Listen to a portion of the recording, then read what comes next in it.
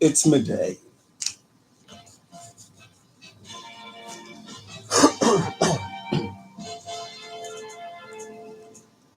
Good afternoon.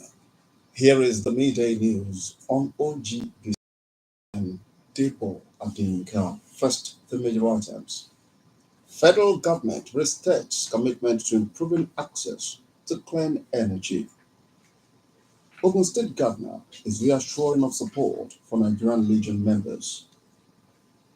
US President urges ceasefire in Gaza. The government at the center is committed to improving access to health, livelihood, and well-being. The chairman of the Presidential Committee on Gas Transition, Professor Mohammed Ibrahim, stated this in Abuja. Professor Ibrahim highlighted the need to transition Nigerian households from traditional cooking methods like firewood and charcoal to clean cooking technologies powered by liquefied petroleum gas and other sustainable energy sources. According to him, women and children are the most affected by the health risks associated with traditional cooking practices, including respiratory diseases caused by prolonged exposure to harmful smokes. The chairman of the Presidential Committee on Gas Transition emphasized that transition to clean cooking will reduce deforestation, improve household air quality, and create economic opportunities for women in the clean energy sector. The federal government has been commended for the implementation of a minimum pension for retirees. The national president, Nigeria Union of Pensioners, Mr. Godwin Apomose, who gave the commendation on Sunday in Abuja, acknowledged the government's effort to improve the welfare of pensioners across the country.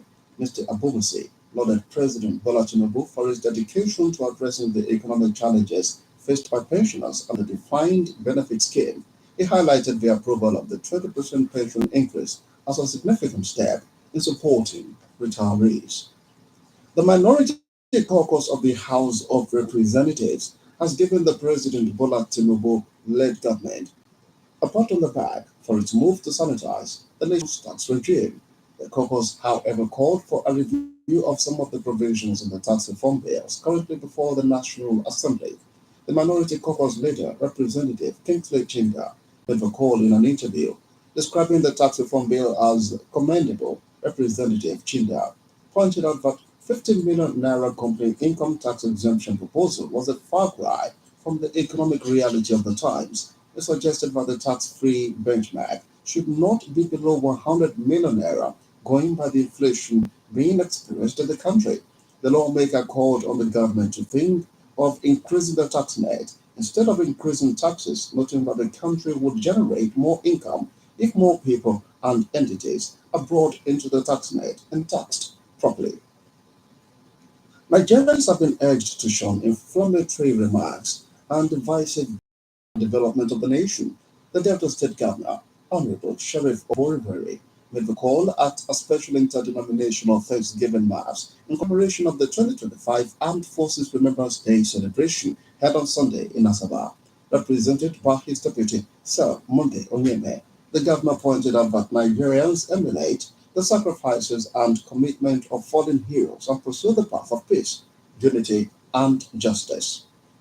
In a related development, the current administration in the Gateway State will continue to support members of the Nigerian Legion, their families, and others affected by wars. The governor, Prince Debo Abiodun, gave the assurance at the Thanksgiving service to commemorate the 2025 Armed Forces Remembrance Day held at the Cathedral of St. Peter, Ake in Abeokuta. Governor Abiodun described the annual Armed Forces Day celebration as an opportunity to honor men and women who laid down their lives for the nation to exist. They therefore called on Nigerians to always support and care for the families of the fallen heroes and ensure that their sacrifices are not forgotten. Governor Seyi Makinde of Oyo State has presented the staff of office to the new Alaafin of Oyo, Oba Abimbola Owode. The governor presented the official instrument legitimizing the reign of a king to the new monarch this Monday in Ibadan. The symbolic event was performed nearly 3 years after the death of the former Alaafin of Olamide Adeyemi III. The choice of the new Alaafin was announced by the state government last week. You're listening to the Midday News on OGBC 90.5 FM. United States President Mr. Joe Biden has spoken to Israeli Prime Minister Mr. Benjamin Netanyahu about the ongoing talks for a ceasefire in Gaza and stressed the immediate need for a truce as well as the return of Israeli captives held in the Palestinian enclave. The call on Sunday came as President Biden pushes for a deal to stop the fighting before President-elect Mr. Donald Trump returns to the White House on the 20th of January. The negotiations, mediated over the past year by the US, Egypt, and Qatar, have repeatedly stalled at moments when they seemed close to a deal. US officials have expressed hope of sealing an agreement. The latest round is taking place in Qatari capital Doha, with the head of Israel's Mossad Foreign Intelligence Agency, David Barnhill, as well as President Biden's top Middle East advisor, Mr. Brett McGurk, attending the talks. European foreign ministers have agreed to meet at the end of this month to discuss lifting sanctions on Syria as foreign ministers and top diplomats from Western countries and the Middle East convened on Saudi Arabia in the first such regional meeting since the fall of President Bashar al-Assad last month. The European Union's foreign policy Jared Callas said on Sunday that the foreign ministers would converge on Brussels on January 27th to probe how the 27-member bloc might approach the issue. She told reporters that the EU wants to see an inclusive government in Syria, which shows no signs of radicalization and also respects the rights of women and other groups. She stressed that the bloc can quickly reverse any openings on the issues of sanctions. Syria's new foreign minister, Mr. Assad Hassan al-Shabai, who has repeatedly called for the removal of decades-old sanctions, attended the talks alongside foreign ministers from the region, including Saudi Arabia, Egypt, and the United Arab Emirates. South Korea's government says suspended President Mr. Yoon Suk-yeol will receive, despite his impeachment for briefly placing.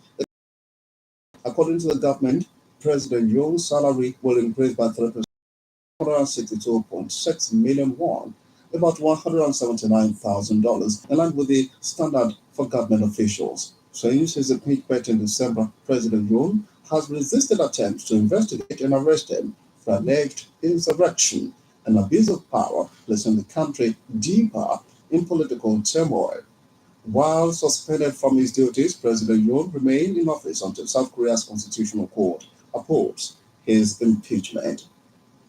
Weather forecasters in California are warning that fierce winds which fueled the infernos around Los Angeles are expected to pick up again this week as fire crews on the ground race to make progress in the control of the wildfires. Officials warn that after a weekend of relatively calm winds, the notoriously dry Santa Ana winds could pick up again, reaching speeds of up to 60 meters per hour. Ahead of the uptick, some progress has been made in stopping the spread of the deadly Palisades and Eaton fires, which are burning on the opposite ends of the city. Local firefighters have been assisted by crews from 8 other states as well as Canada and Mexico who continue to arrive.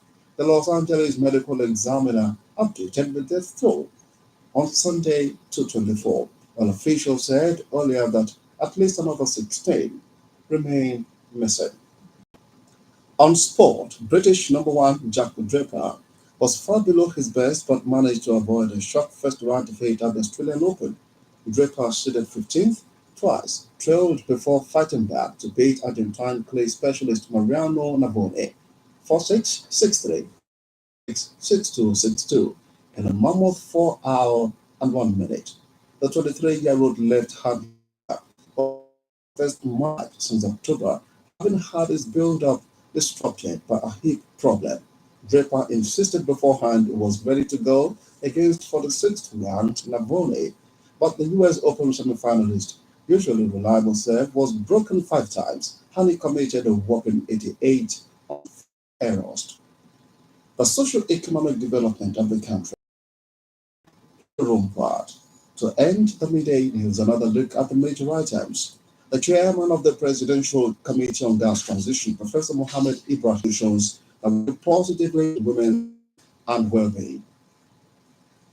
Speaking on Sunday during a Thanksgiving service commemorating the 2025 Armed Forces Remembrance Day, the Ogun State Governor Prince Dr. Abiodun reassured of government's continued support for members of the Nigerian Legion and families of the fallen heroes. In the international arena, you heard that President Joe Biden of the United States has spoken to Israeli Prime Minister Mr. Benjamin Netanyahu, stressing the immediate need for a truce between Israel and Hamas. The midday news was edited by Chris Obu and broadcast from OGBC Abeokuta. For exclusive programs and the latest, visit our website at ogunradio.ng. Follow us on Facebook at Ogun Radio Abeokuta and on X at OGBC 905 FM.